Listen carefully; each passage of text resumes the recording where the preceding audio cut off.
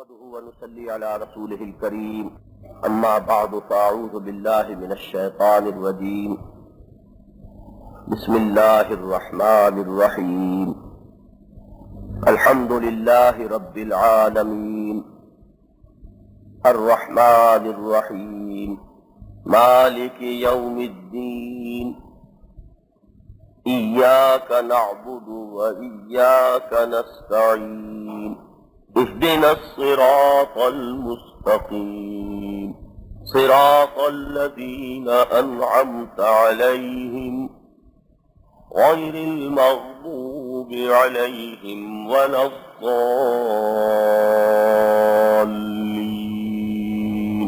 آمين رب اشرح لي صدري ويسر لي أمري واحلل عقدة من لساني يفقهوا قولي اللهم ألهمني رشدي وأعذني من شرور نفسي اللهم أرنا الحق حقا وارزقنا اتباعه وأرنا الباطل باطلا وارزقنا اجتنابه آمین یا رب العالمین۔ ہم اللہ تعالیٰ کے نام سے اور اسی کی توفیق اور تائید کے بھروسے پر قرآن حکیم کے سلسلے وار ابتدا سے درس کا سلسلہ شروع کر رہے ہیں۔ یہ قرآن حکیم ہے، لیکن ٹیکنیکل اصطلاح میں جو کتاب اس وقت میرے سامنے ہے اسے مصحف عثمان کہا جاتا ہے رضی اللہ تعالی عنہ، اور چونکہ ہمارے ہاں جمعوں کے خطبوں میں بھی حضرت عثمان رضی اللہ تعالی عنہ کے نام کے ساتھ جامع آیات القرآن کے الفاظ آتے ہیں، اس کی وجہ سے کچھ مغالطے ہیں جو عام طور پر لوگوں کے ذہنوں میں موجود ہیں، اور اس کی بنا پر میں سمجھتا ہوں کہ قرآن حکیم سے ایک غیر شعوری طور پر سوء ظن اور بے اعتمادی کی فضا بھی ہے۔ عام طور پر اس کے معنی یہ سمجھے جاتے ہیں کہ قرآن مجید کو پہلی مرتبہ جمع کیا ہے حضرت عثمان رضی اللہ تعالی عنہ۔ یہ بات بہت بڑا مغالطہ اور بہت بڑی گمراہی کا ذریعہ ہے، اس لیے کہ اس کے معنی یہ ہوئے کہ حضور کے انتقال کے لگ بھگ 15 برس بعد قرآن مجید جمع ہوا۔ ظاہر بات ہے کہ چاہے ہم اپنے اعتقاد کی وجہ سے کچھ نہ کہتے ہیں، تحت الشعور میں اس کی وجہ سے ایک شبہ پیدا ہوتا ہے کہ 15 سال کیا اس صورت میں گزرے یا 12 سال اس صورت میں گزرے کہ قرآن مرتب شکل میں موجود نہ تھا۔ یہ اصل میں ان الفاظ ہی کا پیدا کردہ مغالطہ ہے۔ اس حقیقت کو جان لیجئے کہ قرآن مجید کی ترتیب محمد الرسول اللہ صلی اللہ علیہ وسلم نے مکمل طور پر فرما کر اسے امت کے حوالے کیا۔ یہ وہ بات ہے کہ جس کا وعدہ بالکل ابتدا میں حضور سے اللہ تعالیٰ نے فرمایا تھا، اس لیے کہ جب قرآن مجید کی تنزیل شروع ہوئی تو حضور خصوصی مشقت کے ساتھ اس کو یاد کرنے کی کوشش کرتے تھے۔ اس پر سورہ قیامہ میں وہ آیات ہیں، اللہ تعالیٰ کی رحمت اور شفقت جو ہے اپنے نبی صلی اللہ علیہ وسلم کے لیے وہ جوش میں آئی، اور حضور سے یہ فرمایا گیا کہ لا تحرک بہ لسانک لتعجل بہ ان علینا جمعہ وقرآنہ فَإِذَا قَرَأْنَاهُ فَاتَّبِعْ قُرْآنَهُ ثُمَّ إِنَّ عَلَيْنَا بَيَانَهُ۔ اے نبی، آپ اپنی زبان کو تیزی سے حرکت نہ دیں اس قرآن کے ساتھ، لا تحرک بہ لسانک لتعجل بہ، کہ جلدی سے اس کو یاد کر لیں، ان علینا جمعہ وقرآنہ، اس کو جمع کر کے اور پھر اس کو پڑھوا دینا یہ ہمارے ذمہ ہے۔ گویا کہ وہ بوجھ نبی اکرم صلی اللہ علیہ وسلم سے آپ کے ذہن سے اتار دیا گیا کہ کہیں ایسا نہ ہو کہ میں اس قرآن کی کوئی آیت بھول جاؤں۔ اس کی ذمہ داری اللہ تعالی نے لے لی، جیسے کہ قرآن کی ہمیشہ ہمیش کے لیے حفاظت کا ذمہ اللہ نے لیا سورہ خجر کی اس آیت کے روح سے، انا نحن نزلنا الذکر وانا لہ لحافظون۔ اسی طرح ابتدا ہی میں اس کو جمع کر کے پڑھوا دینا، اس کی ذمہ داری بھی اللہ تعالی نے خود دی۔ چنانچہ ہمیں روایات سے معلوم ہوتا ہے کہ ہر رمضان مبارک میں نبی اکرم صلی اللہ علیہ وسلم اور حضرت جبرائیل علیہ السلام قرآن مجید کا مذاکرہ فرمایا کرتے تھے، اور آپ کی حیات طیبہ کا جو آخری ماہ رمضان مبارک تھا اس میں 2 مرتبہ مذاکرہ۔ پھر یہ کہ ہمیں دور نبوی ہی میں وہ ساری اصطلاحات ملتی ہیں، حزب کی اصطلاح، منزل کی اصطلاح، تو آخر یہ احزاب کیسے بن سکتے تھے اگر قرآن مرتب نہ ہوتا؟ یہ جو ایک خیال ذہنوں میں پیدا ہو گیا ہے، جو اس کی اصل حقیقت ہے اس کو جان لیجئے۔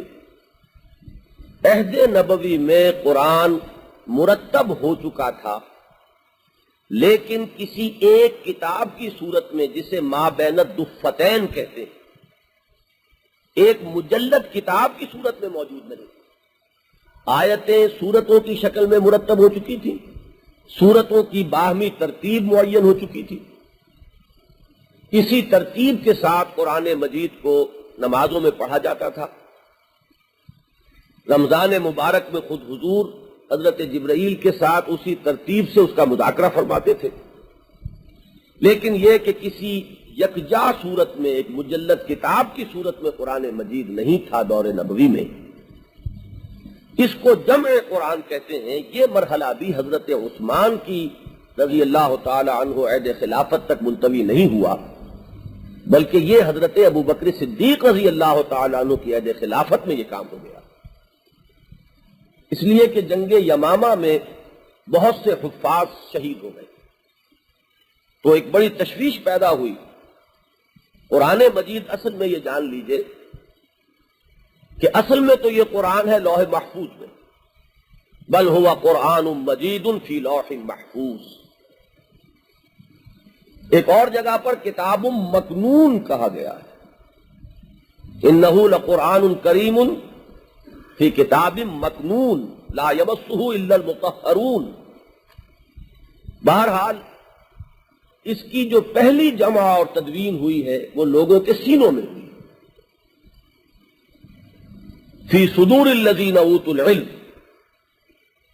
اس کے بعد کتابی شکل میں جو اس کی تدوین اور اس کو ایک مجلد کتاب کی صورت میں مرتب کرنے کا کام ہے وہ حضرت ابو بکر صدیق رضی اللہ تعالیٰ عنہ کے عہد خلافت میں ہوا۔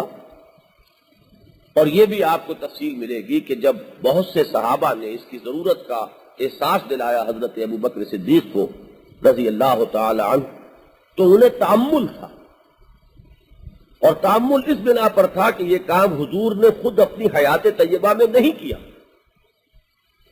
کیونکہ حضرت ابو بکر صدیق یہ جان لیجئے، میں نے کل بھی عرض کیا تھا کہ مقام صدیقیت بہت نزدیک اور بہت ملحق ہوتا ہے مقام نبوت سے، تو اتباع کامل کی جو شکل ہے وہ حضرت ابو بکر صدیق کی شخصیت میں ہمیں نظر آتی ہے۔ تو حضرت ابو بکر کو یہ خیال آیا کہ میں یہ کام کیسے کروں، لیکن پھر جب وہ واقعات اور شواہد سامنے آئے اور صحابہ کا اس پر تقریباً اجماع ہوا، تو پھر ان تمام کاتبین وحی کو جمع کیا گیا، اور خاص طور پر حضرت زید بن ثابت رضی اللہ تعالی عنہ، ان کو اس خدمت پر مامور کیا گیا۔ تو انہوں نے مختلف اجزاء قرآن مجید کے جمع کیے۔ کسی کے پاس کوئی صورت کہیں اونٹ کے شانے کی ہڈی پر لکھی ہوئی تھی، کسی کے پاس کہیں کوئی کاغذوں میں مرقوم کچھ صورتیں تھیں، کسی کے پاس کہیں کپڑے پر لکھی ہوئی کچھ صورتیں تھیں۔ سینوں میں مکمل قرآن اسی ترتیب کے ساتھ موجود تھا، لیکن یہ جو مکتوب حالت میں اجزاء تھے ان کو جمع کیا گیا، اور ما بین الدفتین یہ کام جو ہے قرآن مجید کی جمع و تدوین کا، یہ عہد خلافت صدیقی رضی اللہ تعالی عنہ کے اندر مکمل ہو گیا۔ اس کے بعد جو دوسرا مرحلہ تھا وہ اصل میں یہ تھا کہ جیسے کہ آپ کو معلوم ہے ہر ملک میں خواہ وہاں زبان ایک ہی ہو، لہجے بہت سے ہوتے ہیں۔ اب خود پنجابی زبان کا آپ کو علم ہے کہ ہر 50 میل پر اس کا لہجہ بدل جائے گا، تو لہجوں کے فرق سے لوگ قرآن کو پڑھتے تھے، اور یہی لہجوں کا فرق جو تھا یہ پھر قرآن کے لکھنے میں بھی فرق پیدا کر رہا تھا۔ حضرت عثمان رضی اللہ تعالیٰ عنہ کے عہد میں اس بات کی ضرورت محسوس ہوئی کہ یہ جو لکھنے کے اندر کچھ لہجے کے فرق کی وجہ سے کچھ فرق پیدا ہو رہے ہیں، یہ بھی بعد میں چل کر ایک بہت بڑے فتنے کا موجب ہو سکتے ہیں۔ لہذا پوری امت کو ایک مصحف پر جمع کرنا۔ حضرت عثمان رضی اللہ تعالیٰ عنہ کے بارے میں یہ الفاظ ہی غلط ہے، جامع آیات القرآن، وہ جامع الامت، امت کے جمع کرنے والے ہیں علی القرآن، قرآن پر، کہ وہ قرآن مجید پھر یہ منگایا گیا۔ حضرت حفصہ کے پاس غالباً رضی اللہ تعالی عنہا جو نسخہ تھا اس کو پھر مصحف عثمان کی شکل دی گئی، اس کی نقلیں کرائی گئی بڑے پیمانے پر، اور تمام دیار و امصار میں ان کو بھیجا گیا۔ یہی مصحف عثمان ہے جو اب پوری دنیا میں پایا جاتا ہے۔ باقی جو ذرا ذرا سے فرق کے ساتھ وہ کتابت کا فرق جو صرف لہجے کے فرق پر مبنی تھا، جو نسخے تھے ان کو جمع کر کے انہیں آگ کے سپرد کر دیا گیا۔ اس طریقے سے یہ مصحف عثمان ہے، اس وقت پوری دنیا میں اسی کا در حقیقت ہم سب اسی کی تلاوت کرتے ہیں، اور یہی قرآن مجید کا جس کو کہا جائے کہ متفق علیہ نسخہ ہے اب پوری امت کے پاس۔ اس تمہید کے بعد جیسا کہ میں نے عرض کیا تھا، آج ہمیں صرف آیت بسم اللہ پر غور کرنا ہے۔ یہ آیت مبارکہ قرآن مجید کی سورتوں میں سے ایک سورت میں سورہ نمل میں آئی ہے، اور وہ اس خط کے آغاز میں کہ جو حضرت سلیمان نے لکھا تھا ملکہ سبا کو، انہ من سلیمان وانہ بسم اللہ الرحمن الرحیم۔ یہ خط سلیمان کی طرف سے ہے اور اس کا آغاز ہے اللہ کے نام سے جو رحمان ہے اور رحیم۔ تو اس طرح تو اس الفاظ کے آیات ایک سورت کے درمیان میں بھی ہے۔ ویسے جیسا کہ آپ کو معلوم ہے قرآن حکیم کی 114 صورتوں میں سے 113 صورتوں کے آغاز میں یہ آیت لکھی ہوئی، صرف ایک صورت ہے سورہ توبہ یا سورہ برات، دو نام ہیں اس کے، جس کے شروع میں آیت بسم اللہ درج نہیں ہوتی۔ اس میں اب قراء کا اور فقہاء کا اختلاف ہے کہ آیا یہ صورت جو 113 صورتوں کے آغاز میں ہے، یہ آیت بسم اللہ لکھی ہوئی، تو آیا یہ تمام صورتوں کا جز قرار پائے گی، یا یہ کہ اس کو صورت کا جز تو نہیں مانا جائے گا لیکن قرآن مجید کی آیات کی گنتی کرتے ہوئے 113 ان آیات کو بھی شمار کیا جائے گا،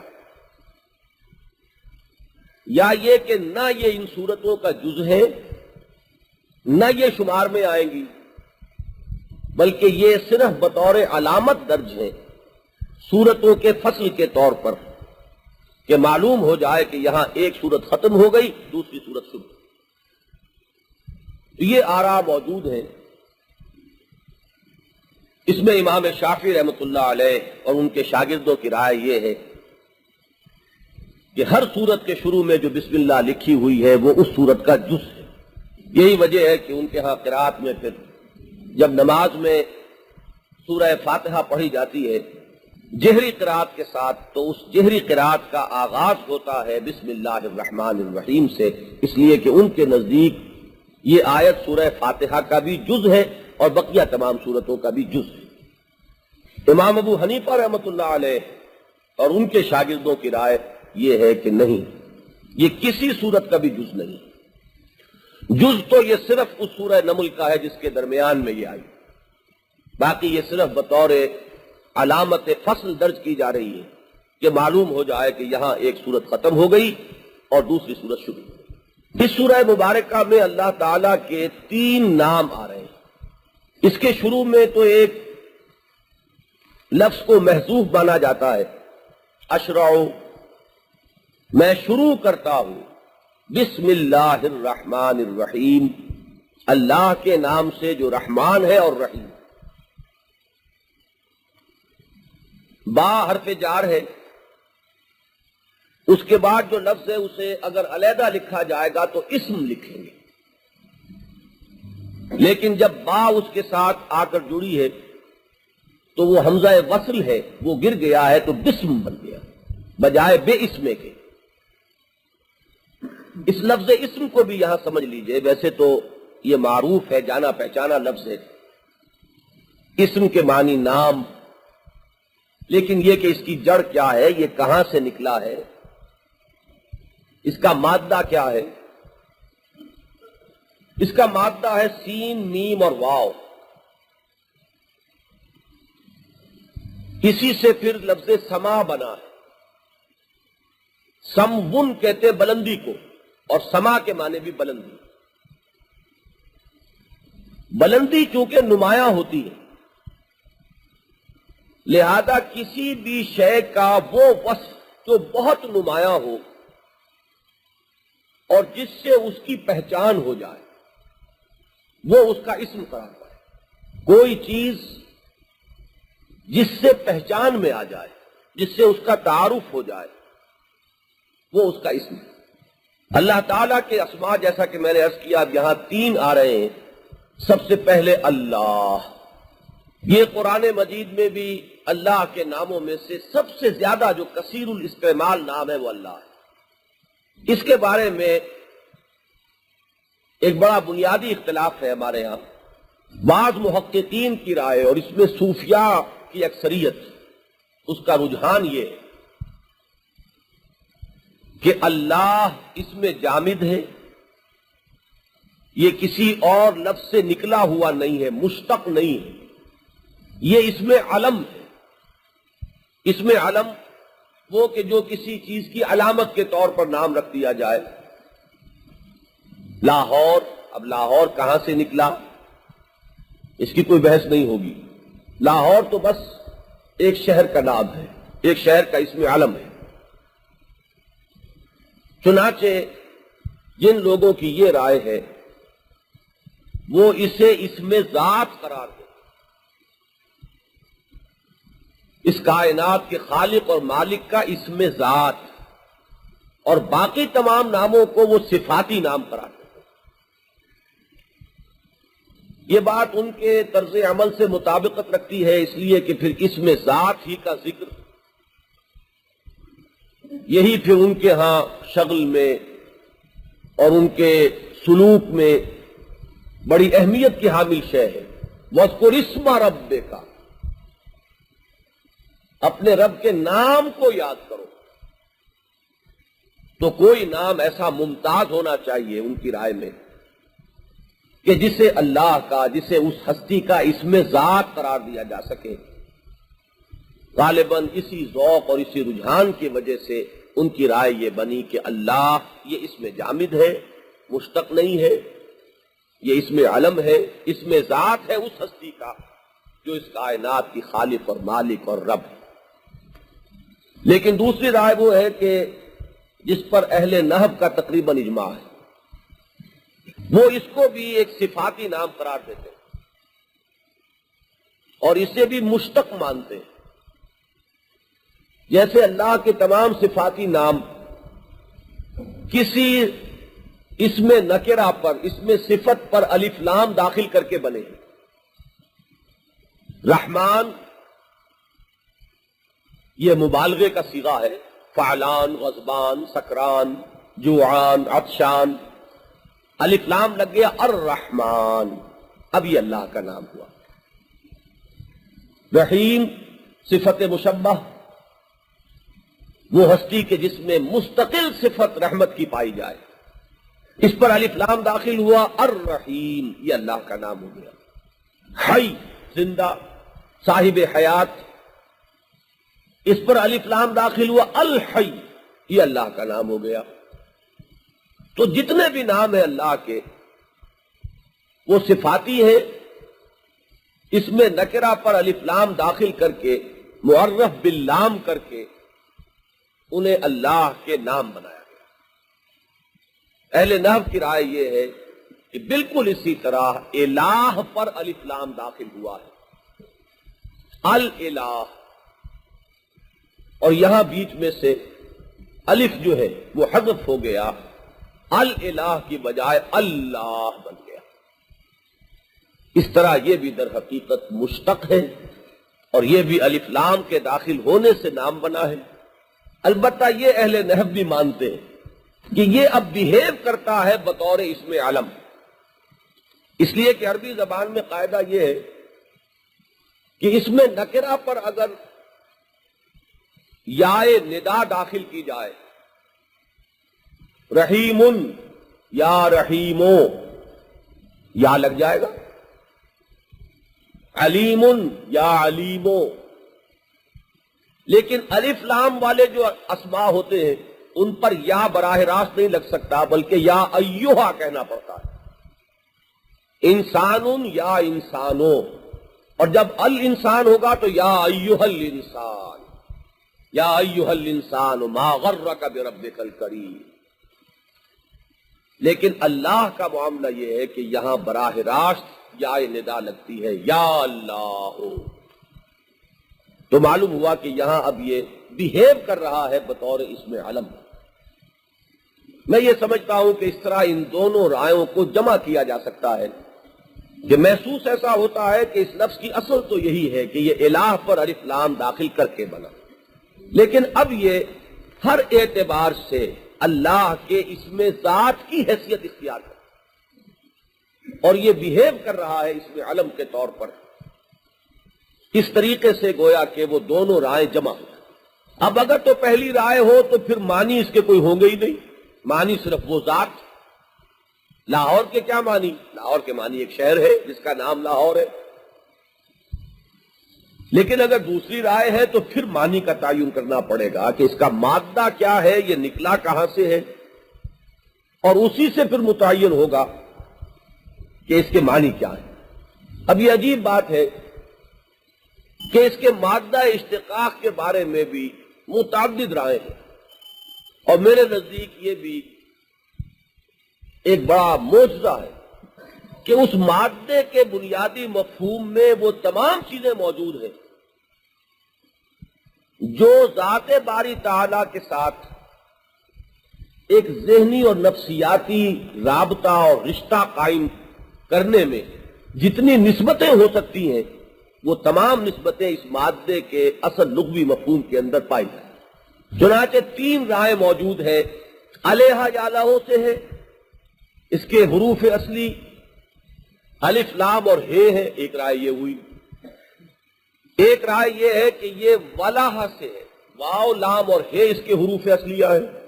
ایک تیسری رائے یہ کہ یہ لاہ یا لوہ سے ہے، لام الف اور ہے اس کے حروف اصلیہ ہے. یہ تین رائے، اور یہ آپ کو معلوم ہے عربی زبان میں یہ تعلیل کا معاملہ بڑا مشکل ہے. یہ حروف علت جو ہے الف واو اور یہ، ان میں بڑا رد و بدل آپس میں ہوتا رہتا ہے. لہذا یہ تینوں رائے موجود ہیں اور ان تینوں کا ذکر کیا امام راغب اصفہانی رحمۃ اللہ علیہ نے. اب ان تینوں مادوں کے کیا مفہوم ہے بنیادی؟ الف لام ہے کا مادہ دو معنی دیتا ہے. علیہ الفصیل و الی امہ، اگر کسی اونٹنی کا دودھ پیتا بچہ ماں سے جدا کر لیا گیا ہو، اسے کہیں آپ نے باندھا ہوا ہو اور کہیں اس کی رسی کھل گئی، اس نے رسی توڑا لی، تو جس طرح وہ لپکتا ہے اپنی ماں کی طرف اور ماں کے بھی تھنوں کی طرف، یہ جو کیفیت ہے یہ الف لام ہے کے مادے کے اندر بنیادی مفہوم کے طور پر شامل. دوسری رائے اس بنیادی مادے کے مفہوم کے بارے میں یہ ہے، علیہا اے تحیرا، متحیر ہو جانا، حیرت زدہ، کسی شے کی کنہ تک نہ پہنچ پائے انسان اور متحیر ہو کر رہ جائے، حیران اور شکر ہو کر رہ جائے، یہ بھی اس کے بنیادی مفہوم میں شامل ہے۔ والہ، اس سے لفظ بڑی آسانی سے آپ یاد رکھ سکتے ہیں، والہانہ عشق، یہ اردو میں ہم بولتے ہیں۔ والہ کا جو بنیادی مفہوم ہے وہ کسی کی ذات کی انتہائی محبت، بلکہ وہ کیفیت جیسا کہ میں نے عرض کیا جو والہانہ عشق، یہ ہماری ایک معروف اور جانی پہچانی کیفیت ہے جس کو ہم ان الفاظ کے حوالے سے جانتے ہیں۔ اور لاہ یلوہ کا بنیادی مفہوم ہے، لاہ اے احتجبہ، کسی چیز کا مخفی ہو جانا، چھپ جانا، اوٹ میں ہو جانا، پردے میں ہو جانا، احتجابہ، یہ اس کا بنیادی مفہوم ہے۔ اب ان چاروں کو اگر جمع کریں گے تو اس میں 3 نسبتیں نکلتی ہیں۔ کسی ہستی کی طرف اپنی احتیاجات کے لیے رجوع کرنا، بے ساختہ، بے اختیار کسی کی طرف لپکنا، جیسے کہ وہ بچہ ماں سے بچھڑا ہوا جو ہے وہ لپکتا ہے۔ کسی ہستی کی انتہائی محبت دل میں پیدا ہو جانا اور کسی ہستی کے بارے میں متحیر ہو کر رہ جانا، یہ تینوں بنیادی کیفیات سامنے رکھیے۔ اور ابھی میں عرض کروں گا کہ اللہ کے ساتھ یہی 3 نسبتیں ذہنی اور نفسیاتی ممکن ہیں۔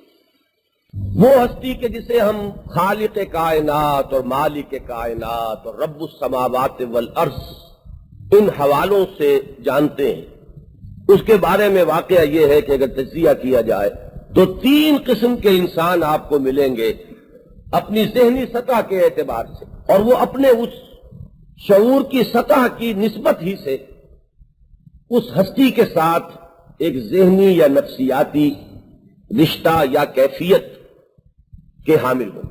ایک بالکل عوامی سطح ہے، اس سطح پر انسان کے لیے اپنی احتیاجات، اپنی تکالیف، اپنی مصیبتیں، اپنی مشکلات، یہی ہے کہ جس میں انسان لٹاپین ہے، اسی میں وہ مصروف ہے، روزی کے لیے جد و جہد ہے، کوئی حوادث ہیں، مصائب ہیں، تکالیف ہیں، کوئی بیماری آ گئی ہے، کوئی مشکل آ پڑی ہے، کسی مقدمے میں کوئی پھنس گیا ہے۔ عام انسان اس سطح سے بلند نہیں ہو پاتا۔ اس سطح پر اللہ کا جو تصور اس کے سامنے رہے گا، اور واقعہ یہ ہے کہ اگر یہ نسبت اس کی اللہ کے ساتھ ذہنی اور نفسیاتی قائم ہو جائے تو یہ اس کے لیے کفایت کرے گی کہ اللہ ہی رازق ہے، وہی روزی رساں ہے، وہی حاجات کا پورا کرنے والا ہے، وہی تکلیف کو دور کرنے والا ہے، وہی پریشانیوں سے نجات دلانے والا ہے۔ وَإِذَا مَرِضْتُ فَهُوَ يَشْفِينِ وَهُوَ يُطْعِمُنِي وَيَسْقِينِ، وہی مجھے کھلاتا ہے، وہی مجھے پلاتا ہے، میں بیمار ہوتا ہوں تو وہی مجھے شفا بخشتا ہے۔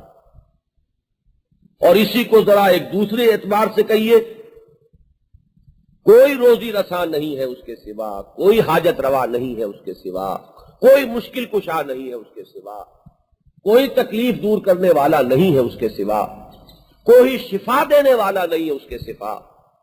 یہ جو ہم کہتے ہیں، اور آپ دیکھیں گے اپنے ہاں کی خواتین کو، بڑی بوڑھیوں کو دوا بچوں کو پلا رہی ہوں گی لیکن ساتھ کہیں گی اللہ کافی، اللہ شافی۔ شفا دوا میں نہیں ہے، شفا اللہ کے اختیار، ایک ذریعے کے طور پر ہم اختیار کر رہے ہیں، لیکن شفا اس میں نہیں۔ لا شافی الا ہو ولا رازق الا ہو، یہ اگر درجہ حاصل ہو گیا ہے تو یہ کافی ہے، کفایت کرتا ہے، اس کی توحید مکمل ہو گئی۔ یہ تو ہے وہ کیفیت جیسے کہ ایک بچہ لپکتا ہے اپنی بھوک مٹانے کے لیے، اس کے اندر اپنی احتیاجات کا اتنا ہی شعور ہے اور وہ اپنی ماں کی طرف لپکتا ہے۔ اس سے ذرا بلند تر سطحیں 2 ہیں۔ ایک بلندر سطح ہے فلاسفہ کی، اہل منطق، علماء. ظاہر بات ہے کہ وہ اس سطح سے بلندر ہیں. وہ غور کرتے ہیں یہ کائنات، انہوں نے تقسیمیں کی ہیں، ایک ممکن الوجود، ایک واجب الوجود، پھر واجب الوجود کی صفات، پھر یہ کہ ان دونوں کے مابین کیا تعلق ہے، خالق اور مخلوق کے مابین. یہ سارے مسائل ایسے ہیں کہ جن کی آخری حد یہ ہے کہ انسان متحیر ہو کر رہ جاتا ہے. جو بالکل بیچارے محروم رہ جاتے ہیں وہ تو ایگنوسٹسزم اور یا اسکیپٹسزم یہاں آ کر رہ جاتے ہیں. ارتیابیت یا لا ادریت کچھ پتہ نہیں کہ کس نقشد و نقشایت بحکمت معمارہ، یہ سمجھ میں نہیں آ سکتا. کوئی نہیں پا سکتا اس کی طے کو، کوئی نہیں جان سکتا اصل حقیقت کو. یہ ایگنوسٹسزم ہے. اور اس سے بھی ایک کمتر سطح ہے ارتیابیت، پتہ نہیں کچھ ہے بھی کہ نہیں. یہ سارا خراب ہی نہ ہو رہا یہ وہم کہ ہم ہیں تو یہ بھی کیا معلوم. لیکن یہ کہ جو اوپر بھی پہنچیں گے وہ اس حد تک بھی پہنچ گئے کہ ایک ذات ہے، دور بینان بارگاہ الست جو زدی پینا بردان کے ہست ہے تو صحیح ایک ذات. لیکن وہ ذات کیسی ہے اس کے بارے میں یہ جان لیجئے کہ فلسفے کی سطح پر صفات کا اور ذات کا جو باہمی ربط ہے وہی لا ینحل ہے. صفات ذات حق حق سے جدا یا عین ذات، یہ مسئلہ حل ہی نہیں ہوا. اور ہمارے ہاں اس بات پر پھر آ کر اکتفا کرنی پڑی کہ لا عین ولا غیر. صفات جو ہے وہ نہ عین ذات ہے نہ غیر ذات ہے، تو پھر کیا ہے؟ یہ ہے تحیر. یہ دوسری سطح ہے. تیسری سطح جو ہے بلند ترین، اور میں یہ عرض کیا کرتا ہوں کہ وہ فلسفی بڑا محروم رہے گا کہ جو صوفی نہ بن جائے. اس لیے کہ خالص فلسفہ جو ہے، فلسفہ محض جو ہے، وہ اول تو ارتیابیت پر روک دے گا، ذرا اوپر بڑھے گا تو ایگنوسٹک ہو جائے گا، لا ادریت، اور اوپر جائے گا تو تحیر ہے، اس کے سوا کچھ نہیں. اس لیے کہ وہ ذات جو ہے احتجابہ مخفی ذات ہے.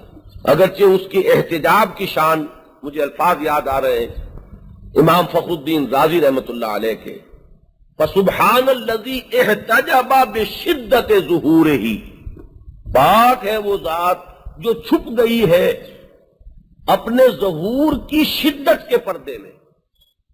شدت ظہور اتنا ہے کہ وہ ایک پردہ بن گیا ہے اور وہ ذات اس پردے کے اندر چھپ گئی. جیسے کہ بہت تیز روشنی ہو تو آپ کی آنکھیں چندھی آ جاتی ہیں اور آپ کو اندھیرا محسوس ہوگا، آپ کچھ دیکھ نہیں سکیں گے. تو وہ محتجب تو ہے، لیکن سبحان الذی احتجب بشدت ظہورہ، اپنے شدت ظہور کی وجہ سے، هو الظاہر والباطن، هو الاول والآخر والظاہر والباطن، الظاہر بھی وہی ہے اور الباطن بھی وہی. بہرحال یہ ہے وہ دوسری سطح.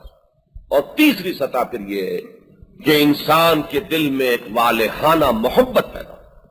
اللہ تعالیٰ کے ساتھ یہ محبت کا رشتہ جب پیدا ہو جاتا ہے، اور محبت بھی وہ جسے قرآن سورہ بقرہ ہی میں بیان کر رہا ہے کہ والذین آمنوا اشد حبا للہ. وہ ہستی وہ ہے کہ جو سب سے بڑھ کر محبوب ہو، جس کی محبت سب سے بڑھ کر قلب پر قبضہ کر لے، مستولی ہو جائے، چھا جائے، وہ ہستی اللہ. تو اب یہ تین سطحیں ہیں اور تین ہی نسبتیں ہو سکتی ہیں. اور لفظ اللہ کو اگر الہ پر الف لام داخل ہو کر مانا جائے کہ یہ لفظ بنا ہے تو اس کے اندر یہ تینوں مفہوم شامل ہیں. بسم اللہ الرحمن الرحیم. بقیہ دو اسماء جو ہیں ان کے بارے میں کوئی اختلاف نہیں کہ وہ صفاتی ہیں، الرحمن بھی اور الرحیم بھی. اب ذرا ان کی طرف متوجہ ہو. دونوں کا مادہ ہے رحمت، لیکن رحمت کی یہ دو مختلف شانیں ہیں جو دو الفاظ میں آ رہی ہیں. اس میں ذرا کچھ لوگوں کو دقتیں بھی ہوئی ہیں، کچھ ذہین لوگوں نے اپنی ذہانت اور فطانت کی جولانگاہ بھی بنایا ہے، بڑے بڑے نکتے اس میں نکلے ہیں. بنیادی طور پر یہ جان لیجئے، جیسا کہ میں ابھی عرض کر رہا تھا، کہ فعلان کا وزن عربی زبان میں آتا ہے مبالغے کے صیغے کے طور پر، اور اس میں کسی کیفیت کی شدت، اس کا جوش و خروش اور اس کی ایک ہیجانی کیفیت کا نقشہ سامنے آتا ہے. اب یہ ہیجان جو ہے یہ بھی فعلان کے وزن پر ہے. مثلا یہ کہ اگر کوئی عرب کہے گا انا عطشان، اس کے معنی ہوں گے کہ میں پیاس سے مرا جا رہا ہوں، بڑی شدید پیاس.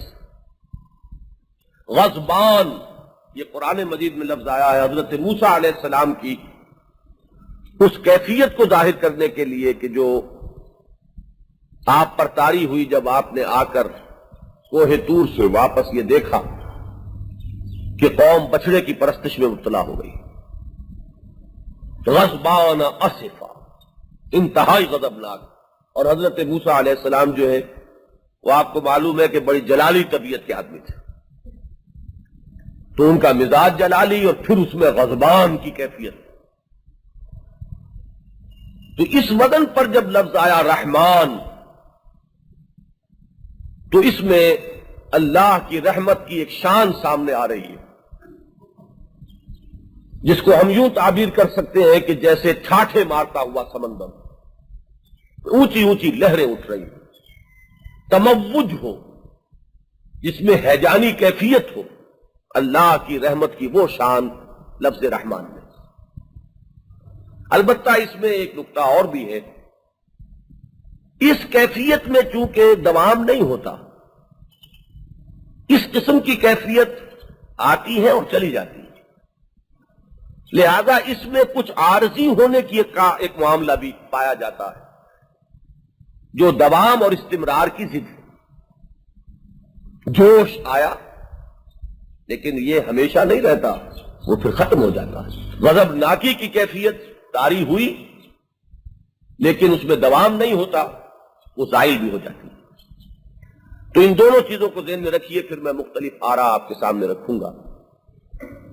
جبکہ فعیل کا وزن جو ہے عربی زبان میں وہ آتا ہے کسی صفت کے دوام اور استمرار اور پائیداری کو ظاہر کرنے، جو اس میں استقلال ہو، وہ صفت مستقل طور پر اس موصوف میں موجود ہو. اب ان دونوں کو سامنے رکھ کر علماء نے، محققین نے کچھ رائے دی. چنانچہ عام طور پر تو آپ کو ایک لفظ ملے گا رحمان الدنیا و رحیم الآخرہ. اللہ تعالیٰ کی صفت رحمانیت کی نسبت کی گئی دنیا کی طرف، کیونکہ دنیا عارضی، اور صفت رحیمیت یا شان رحیمیت کہیے اس کو منسوب کیا گیا آخرت کی طرف کہ وہ دائم ہے، وہ باقی رہنے والی ہے. والآخرۃ خیر وابقیٰ، یہ اس وجہ سے کہ فعلان کے اندر ایک عارضی پن کی کیفیت ہوتی ہے جبکہ فعیل میں دوام اور استمرار ہے. تو یہ تو آپ کو عام طور پر مصحف میں ملے گا، تراجم میں یا حواشی میں، رحمان الدنیا و رحیم الآخرہ. ایک نقطہ میں آج ہی صبح دیکھ رہا تھا، مولانا عبید اللہ سندھی نے نکالا ہے، اور وہ اس حدیث کے حوالے سے ہے. حدیث قدسی ہے، حضور یہ فرماتے ہیں کہ اللہ تعالیٰ یہ کہتا ہے کہ میں نے اپنی رحمت کے 100 حصے کیے، 99 حصے میں نے اپنے پاس رکھے، اور 100واں حصہ جو ہے، ایک حصہ وہ میں نے کل مخلوقات میں تقسیم کر دیا. تو تمام والدین، اب وہ انسانوں میں سے ہوں، جنوں میں سے ہوں، کل مخلوقات میں سے ہوں، حیوانات میں سے ہوں، ان کے دلوں میں جو رحمت ہے وہ سب میرے اس رحمت کے 100ویں حصے کا ظہور ہے. اس کو مولانا عبید اللہ سندھی نے پھر یوں بیان کیا. اب دیکھیے میں نے عرض کیا تھا کہ اس میں ہر ذہین آدمی کا ذہن کسی طرف جائے گا اور کوئی نقطہ وہ نکال لے گا کہ والدین میں رحمت کی دو کیفیات ہوتی ہیں. ایک والد کی رحمت کچھ اور ہے، شفقت کچھ اور ہے، اور والدہ کی کچھ اور ہے. والد کی شفقت میں یہ چیز مد نظر ہوگی کہ بیٹا ترقی کرے، اعلیٰ مراتب پر پہنچے، چاہے اسے مشقت جھیلنی پڑے، تکلیف کرنی پڑے، اس کے سامنے کچھ اور ہے مقاصد، اور وہ اس کے لیے اولاد کی مشقت اور تکلیف کو بھی جھیلنے کو تیار ہے ان اعلیٰ تر مقاصد کے لیے. والدہ کا معاملہ بالکل اور ہوگا، تکلیف نہ پہنچے. وہ جو ایک ذاتی عافیت ہے اس کی رحمت جو ہے وہ اس درجے کے اندر رہے گی. تو رحمان میں ان کا کہنا یہ ہے کہ یہ جو باپ کی رحمت و شفقت ہے وہ تمام مخلوقات کی رحمت کو جمع کر کے اسے 100 سے ضرب دیجئے تو وہ تو ہے لفظ رحمان کا ایک ظہور. اور والدہ کی شفقت اور محبت اور رحمت جو ہے اس کو اب تمام مخلوقات کی اس سطح پر جمع کر کے اس کو 100 سے ضرب دیجئے تو یہ ہوگا لفظ رحیم کا ظہور. رحمان اور رحیم میں ایک اور نقطہ،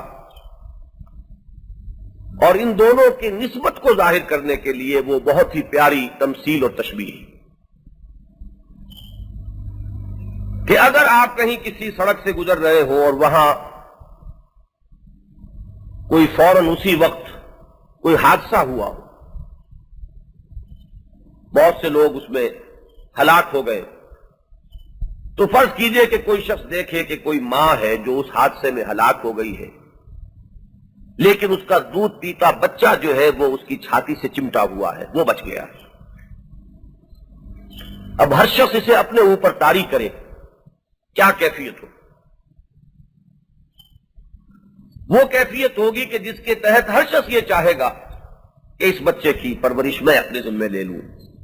یہ بے کس ابھی عمر کی اس سطح پر ہے کہ یہ اپنے وجود کو خود برقرار نہیں رکھ سکتا، اس کے لیے ضروری ہے کہ کوئی اس کی کفالت کرے، کوئی ذمہ داری لے. تو ہر شخص کیسا ہی کوئی انسان کٹھور دل ہو، لیکن واقعہ یہ کہ اس منظر کو دیکھ کر وہ رہ نہیں سکتا اور وہ اس بچے کی کفالت اور پرورش کا ذمہ لے لیگا. لیکن یہ کیفیت ہوتی ہے عارضی. ہو سکتا ہے کہ چند دن کے بعد آدمی پچھتا ہے، یہ کیا بوجھ میں اپنے ذمہ لے بیٹھا. وہ تو جوش خروش تو ختم ہوا، وہ تو ایک وقتی کیفیت تھی جو آئی اور گئی. اب اس نے اپنے ذمہ داریوں میں جو اضافہ کر لیا ہے، میری ذمہ داریاں پہلے ہی بہت تھیں، یہ وقتی طور پر میں نے جوش میں آ کر یہ ایک اضافی ذمہ داری اپنے سر لے لی ہے. تو ہم محسوس کرتے ہیں کہ ہم میں سے اکثر کا حال تو یہ ہوگا کہ بعد میں شاید ہم پچھتائیں. اس کی وجہ کیا ہے کہ ایک کیفیت تو ہے، دوسری نہیں ہے. جبکہ اللہ تعالی کی رحمت کے اندر یہ دونوں شانیں موجود ہیں. وہ ہیجان والی شان بھی ہے، اور یہ جان لیجئے کہ اس کے اندر وہ عارضی پنے والا جن کو احساس ہوا ہے وہ میری ناچیز رائے میں مغالطہ ہے. اللہ کی تمام شانیں مستقل بذات ہے، پائیدار ہے. رحمت خداوندی کی یہ دونوں شانیں بیک وقت ہیں. ہمارے اندر تو کبھی کسی شان کا کوئی ہلکا سا کوئی پرتاؤ آ گیا تو ہمیں کچھ سمجھنے میں اس سے مدد مل جاتی ہے، صرف اس لیے. ورنہ یہ ہے کہ ہم تو واقعتاً کسی شے کے دوام اور استمرار کا تصور بھی نہیں کر سکتے. پھر یہ کہ اللہ تعالیٰ کی قدرت، کتنی قدرت یہ ہمارے تخیل سے، ہماری قوت واہمہ سے بعید. لیکن یہ کہ کچھ کیفیات جو وارد ہوتی ہیں ان کے حوالے سے ہم کچھ سمجھ سکتے ہیں ان کیفیات کو، ان صفات باری تعالیٰ کی. تو اس کے لیے کچھ تمثیلیں مفید ہیں اور مبد ہیں، لیکن یہ کہ بتمام و کمال ہم ان پر قیاس نہیں کر سکتے. اللہ کی رحمانیت مستقل ہے اور اللہ کی رحیمیت بھی مستقل ہے. یہ دونوں شانیں ہمیشہ ہیں، ہر وقت ہیں، بیک وقت موجود ہیں. اس میں ایک نقطہ پھر اور ہے کہ تخلیق کو مانا گیا ہے اللہ تعالی کی صفت رحمانیت کا مظہر، اور ربوبیت کو مانا گیا ہے اللہ کی صفت رحیمیت کا مظہر۔ اللہ تعالی نے اس کائنات کو تخلیق فرمایا اپنی رحمانیت کے جوش میں، اور اس کی مستقل ربوبیت فرما رہا ہے۔ یہ پرورش، اس کی نگہداشت، اس کی تربیت، یہ اس کی صفت رحیمیت کا ثمرہ ہے۔ بہرحال ان دونوں ناموں کو اپنے سامنے رکھیے اور اس پر اضافہ کیجئے اللہ کے نام نامی اور اس میں گرامی اللہ کا، جسے اس میں ذات مانا گیا ہے۔ تو اب آخری بات آج کے درس میں جو قابل توجہ ہے وہ یہ ہے کہ قرآن مجید اس ہستی کا تعارف کن الفاظ میں کرا رہا ہے۔ اس میں در حقیقت رد ہے اور جواب ہے اس اعتراض کا جو عیسائیوں کی طرف سے بالعموم قرآن پر ہوا ہے، نہ صرف قرآن پر بلکہ یوں کہیے کہ اسلام پر ہوا ہے، کہ قرآن اللہ کا تعارف زیادہ کراتا ہے ایک ایسی ہستی کے طور پر جس سے ڈرا جائے، جس سے خوف کھایا جائے۔ تقویٰ پر زور ہے، خوف جو ہے اس کو ایک بنیادی محرک کی حیثیت سے ایکسپلائٹ کیا گیا ہے۔ ڈرو اللہ سے، ڈرو جہنم سے، ڈرو آخرت کے حساب سے۔ اور اس میں کوئی شک نہیں کہ اگر بحیثیت مجموعی قرآن کو پڑھیں تو یہ رنگ واقعتاً غالب نظر آتا ہے، جبکہ ان کا یہ کہنا ہے کہ ہم جس خدا کو، انجیل کا جو خدا ہے، وہ خدا ایک محبوب ہستی، ایک شفیق ہستی، ایک ودود ہستی، ایک رحیم ہستی والا تصور، اس سے ایک محبت پیدا ہوتی ہے، اس سے خوف پیدا ہوتا ہے۔ اس کا جواب در حقیقت اسی میں مضمر ہے کہ آیت بسم اللہ جو ہر سورت کے آغاز میں درج ہے، یا اس کے حصے کے طور پر یا علامت کے طور پر بہرحال درج تو ہے، مزید برآں سورہ فاتحہ کی پہلی 2 آیات میں پھر انہی 3 ناموں کا حوالہ ہے۔ الحمدللہ رب العالمین الرحمن الرحیم۔ تو بنیادی طور پر قرآن مجید اس ہستی کا جو تعارف کراتا ہے جو اس کائنات کی خالق اور مالک ہے، تو بنیادی طور پر تو تصور یہی ہے۔ اس والہانہ عشق کا تصور کیجئے، اللہ والہ سے اگر اس کو مانا جائے، پھر رحمان، پھر رحیم، تو اصل میں تو اللہ تعالیٰ کی یہ صفات ہے کہ جن کو قرآن مجید نمایاں کرتا ہے، البتہ بگڑے ہوئے ماحول میں۔ وہ جو علامہ اقبال نے کہا کہ پھول کی پتی سے کٹ سکتا ہے ہیرے کا جگر، اور مرد نادا پر کلام نرم و نازک بے اثر، نوارا تلخ تر میزن چو ذوق نغمہ کمیابی۔ جب منہ کا ذائقہ بگڑ چکا ہو تو کڑوی کسیلی دوائیاں دینی پڑتی ہیں۔ مرض کے ازالے کے لیے وہ جو صالح اور مرغن غذا ہے وہ نہیں، بلکہ ہو سکتا ہے کہ بڑے کڑوے اور کسیلے قدرے جو ہیں پیالے بھر بھر کر پلانے پڑے۔ چونکہ قرآن مجید رسولوں کی دعوت کا اور رسولوں کے حالات کا بار بار تذکرہ کرتا ہے،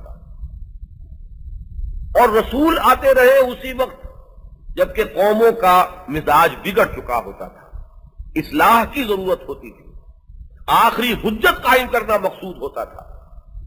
لہذا اس وقت صورت یہی تھی کہ پھر جو ندا جس سے آغاز ہوتا ہے دعوت کا، اس کی کیفیت وہ ہے جس کو حالی نے اس شعر میں بیان کیا کہ وہ بجلی کا کڑکا تھا یا صوت ہادی، عرب کی زمین جس نے ساری ہلا دی۔ وہ تو ہلانا مقصود، چونکانا مقصود، سوتے ہوئے کو جگانا مقصود، نیند کے ماتوں کو ہوشیار کرنا مقصود، جو ہلاکت اور بربادی کی طرف جا رہے انہیں خبردار کرنا مقصود۔ لہذا اس میں زیادہ نمایاں ہوتا ہے انذار کا رنگ، اگرچہ انذار کا ترجمہ اب یہ ہمارے اصل میں ترجموں کی خامی ہے کہ انذار کا ترجمہ ڈر جب کر دیا جاتا ہے، ڈرا، تو وہ در حقیقت صحیح نہیں ہے۔ انذار کا صحیح ترجمہ خبردار کرو، وارن دیم۔ وارننگ بالکل مختلف چیز ہے، تخویف اور ہے۔ ذالکم الشیطان یخوف اولیاء، اس خوف کو تو عام طور پر قرآن مجید میں شیطان کی طرف نسبت دی گئی۔ بندہ مومن اللہ کے دوست کے لیے تو قرآن مجید یہ کہتا ہے کہ لا خوف علیہم ولا هم یحزنون، خوف اور شے ہے، تقوی اور ہے، انذار اور ہے۔ اور ہمارے ہاں اردو تراجم میں تقوی کا ترجمہ بھی ڈر، انذار کا ترجمہ بھی ڈر، اور خوف کا ترجمہ بھی ڈر۔ اس سے پھر اصل میں وہ مغالطے پیدا ہوتے ہیں۔ انذار کے معنی خبردار کر دینا، کوشن، وارن کرنا، جس راستے پر جا رہے ہو یہ ہلاکت اور بربادی کا راستہ ہے۔ تقوی کے معنی بچنا، یہ بچنا جو ہے کسی ایسی چیز سے بچنا بھی ہوگا کہ جو خوفناک ہو فی الاصل، اور یہ بچنا جو ہے ایسا بھی ہے کہ اس سے بچو کہ تمہارے والد ناراض نہ ہو جائیں۔ اب یہ کچھ اور طرح کا خوف ہے، والد کا خوف اور کسی درندے کا خوف۔ لفظ خوف شاید مشترک ہو جائے ہماری زبان میں، لیکن ان میں زمین و آسمان کا فرق ہے۔ اس خوف کے اندر ایک محبت اور شفقت یہ لپٹی ہوئی ہے، جبکہ یہ مجرد خوف ہے، ایک ڈراؤنی چیز کا خوف، ایک مضر شے کا خوف۔ لہذا ان دونوں کے اندر فرق کیا جائے تو قرآن مجید لفظ تقوی استعمال کرتا ہے، تو اس کے مفہوم کو سمجھ کر جب پڑھا جائے گا تو وہ اشکال نہیں ہوگا۔ لفظ انذار آتا ہے، اس کے صحیح مفہوم کو سمجھیں گے تو وہ اشکال نہیں ہوگا۔ باقی اصل جواب یہی ہے کہ ایک مثبت تعارف ہے، وہ قرآن مجید جس طرح کرا رہا ہے وہ تو آیت بسم اللہ سے سمجھ میں آ گیا۔ بسم اللہ الرحمن الرحیم، اس اللہ کے نام سے جو رحمان ہے اور رحیم ہے، جس کی رحمت ایک ٹھاٹھے مارتے ہوئے سمندر کے مانند بھی ہے، اور بیک وقت اس میں دوام بھی ہے، استمرار بھی ہے اور پائیداری بھی ہے۔ یہ آیہ مبارکہ آپ کو معلوم ہے کہ ہمارے تمدن اور تہذیب کا ایک جز بن گئی۔ کوئی کام کرو بسم اللہ، اللہ کے نام کے ساتھ، یہ ہمارا کلچر ہے، ہماری تہذیب ہے، ہمارا تمدن ہے۔ اس میں فوراً انسان متوجہ ہوتا ہے جو کام میں کر رہا ہوں وہ اللہ کی مرضی کے مطابق بھی ہے کہ نہیں۔ اس میں پھر وہ سہارا لیتا ہے کہ اس میں میری کامیابی، اس کا دار و مدار اس کی مدد اور توفیق پر ہے۔ اور سب سے بڑھ کر قرآن مجید کی تلاوت جب ہوگی تو اس میں تو بسم اللہ الرحمن الرحیم آپ جب پڑھیں گے تو ایک امتثال امر اس میں ہو جائے گا۔ وہ پہلی آیت جو نازل ہوئی تھی محمد الرسول اللہ صلی اللہ علیہ وسلم پر، اقرأ بسم ربک الذی خلق، پڑھو اپنے اس رب کے نام سے جس نے پیدا فرمایا۔ تو گویا کہ آج اس آیہ مبارکہ کا یہ درس اس پہلی آیت پر امتثال امر کی حیثیت رکھتا ہے۔ ہم قرآن مجید کے مطالعے کا آغاز کر رہے ہیں اور اقرأ بسم ربک الذی خلق کے مطابق ہم نے آج آیہ بسم اللہ الرحمن الرحیم کو سمجھنے کی کوشش کی ہے۔ اللہ تعالی ہمیں صحیح فہم عطا فرمائے، اور جس کام کا ہم نے آج بیڑا اٹھایا ہے اسی کی تائید اور توفیق کے بھروسے پر اور اسی کے نام نامی اور اسم گرامی کے ساتھ اب یہ اسی کے حوالے ہے کہ یہ کام تسلسل کے ساتھ ہوتا رہے، پابندی کے ساتھ ہوتا رہے، اس میں کوئی وقفے نہ آئے، اس میں کوئی رکھنے نہ پڑے۔ اور اس طرح اگر ان کیسٹس کی صورت میں قرآن مجید کا ایک درس مکمل ہو جائے، منزل بڑی لمبی ہے، سفر بہت طویل ہے، اور واقعہ یہ ہے کہ کام بہت کٹھن بھی ہے۔